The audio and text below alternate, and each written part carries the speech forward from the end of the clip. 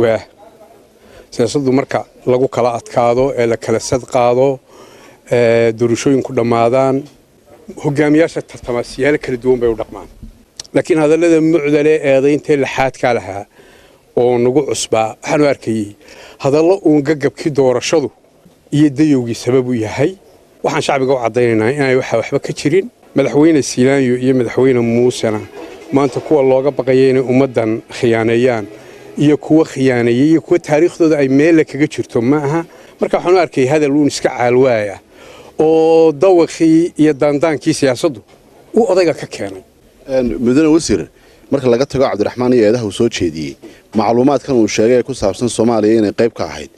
adigu mas'uul baad ahayd maxaad ummadda uga bayaamin kartaa arrimaha laga hadlayay wasiir dawluhu isfahamkan uu sheegay Soomaaliya in la gaaray ku saabsan berbera ummadda maxaad kaga biirinaysaa aad baad mahadsantahay waxaan isleeyahay way caddahay Cabdiraxmaan cadayma ma hayn wuxuu xusay uun hadal la taxriifiyay ama siyaalo badan loo turjubi karo inuu wasiir dawlaha ay xusay intaas uu fagaaraha la yimi annagu heshiisyadan aanu galay maanu la hululan meel Cabdiraxmaan dadkaan u yeedhnay talada la wadaagnay iyagoo shirgudoonka bay ahaayeen buu ka mid ahaa markii dambena golayaasha qaranka ee ummadda u talinayay ayaanu hor keenay waxa mudanayaasha dhumucda leeg ee kuwii wadani ku jiraan inay ijmaacul umma ahayd arrintaas inaga DB Well iyo dawladda Imaaraadka heshiisyada la galay saddex arrimood baa xaqiijinaya mid waa dariiqii sharciyaanu maray ee dalka dhexdiisa ah midda labaadna waxa weeye madaxweyne xasan sheekh madaxweynihii hore ee Soomaaliya wuxuu cadeeyay inaan Somaliland ka martiin heshiisyada Imaaraadkuna ka martiin beenaale markhaatigiisu fogeeyaa waxa shalay tahadlay wasiirka arrimaha dibadda Soomaaliya oo sheegay inaan heshiisyada dawladda Soomaaliya federaalku ansixin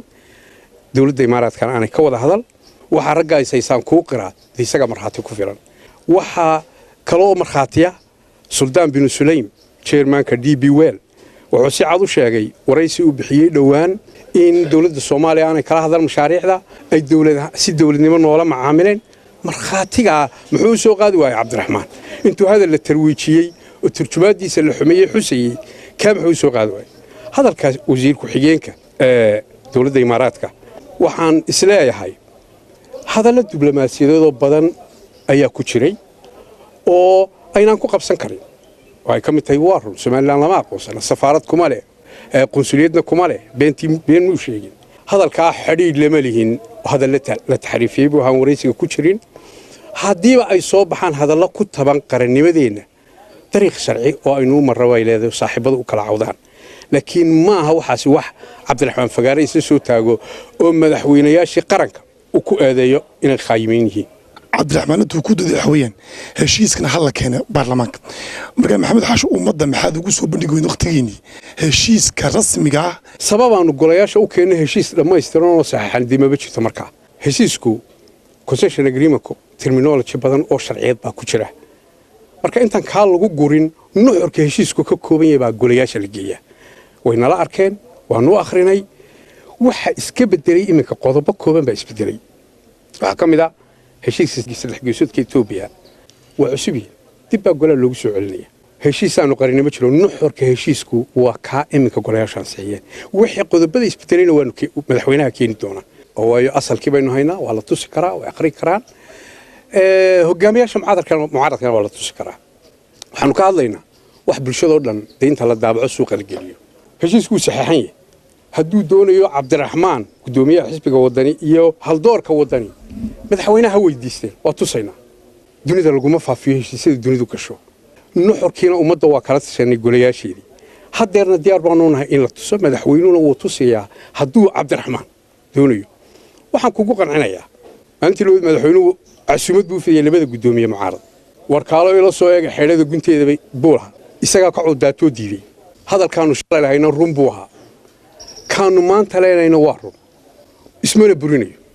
shalay waxaanu nidhi DB Well baynu heshiis wada gelaynaa inagu 35% baynu leenahay iyana 65 bay leeyihiin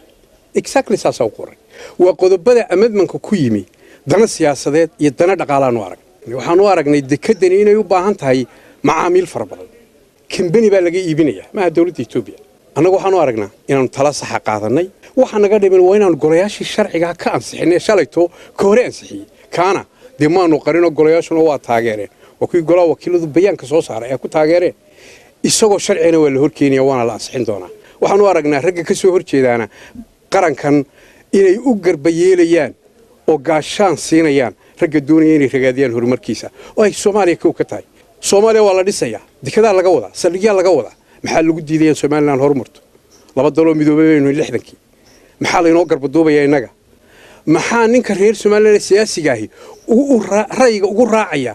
ninka doonaya horumarkeena ka soo horjeeda وقف يقدب هذه سمعنا هرمركي ذا اللي سرتاعه. تونا صباحية وعد الماما يا سنة كل بدي كل عيتونكي وفتدوا جامين السو الله كورنتين رئيس وزراء الصومالية عبد الشمع عشر معك هالشيء صار ثلاث ساعتين. أنا قمت في الرمر كان مدح الصومالية الله كورن سيدا قلنا وطني. التوجد كواركا وحنا كلنا جوب لوجي هاي يا أجندية لوجي هاي وحكي صباحنا ونشين ويا حكومة ضد الكانوي. اسطنبول بعمل كلنا وحكي صباحنا ونشين. توجد اسمه هرقنا. الله أنا ما بدين إن القاع دبوا فريسنا وقواله وروحنا نمي ويدي سنة نومر خاتك عاي إمارة كنا إحنا مويدين ترى يوم يلك عدق الجيش نبدو كشرتو يعني كش حيني ويدي بسنة محينوج سهور شيدين شعب الصوماليات يوم مدح الصوماليات ترتن كيس هذا الشرع إنه كلاسات قادني حسب كل مية حسب وطني واحد كان توميين وتغيير وضعين حسب وطني أنا قال كاسين نجي شوكتي مدحوينه موسى ومدحوينه نقدم يدوني هديتهم شيرو عيد اسكو خيران iyo cid dareema ka dhaxeeyaan gudoomiye cirro ayaa xilf wadaag la Soomaaliya maxaa maalin walba kala mowqif dhigay arrimaheena markaynu ka hadlayno maxay ugu sacabtumayeen dawladii Soomaaliyeed oo dhan taabeenkii aanay u seexan telefoonada soo hayay yaa soo baxay war anagu nimankaasi jidcad baanu kala maray haddii wasiir haddii idinku cadaato deermutina cadaaladda wadanka aad waafajisaan oo saasamaysaan muwaadiniin baanu waa la yeedan karaa madaxweynayaasha hase yeeshee war madaxweynayaasha sidaa lagu meedeeyay هذا الجولين اللي يقولوا قال كفولة أو عرق كم وقت أو علقب كم وقت ما ضحت قارن كلهم إيديو صفة الشرعية الله إيديه والنظام الدستورية هاي بدي ومدوا مدحوين وشلا مدحوين مسبحي كذا رجع ما يذكر وإن لقوا إيديه الطريق شرعية الله يسكموا ورن كرو يسعسي الله يسكموا ورن كرو دور الشد ما هلا قبت واحد موتشنيسا يعني عبد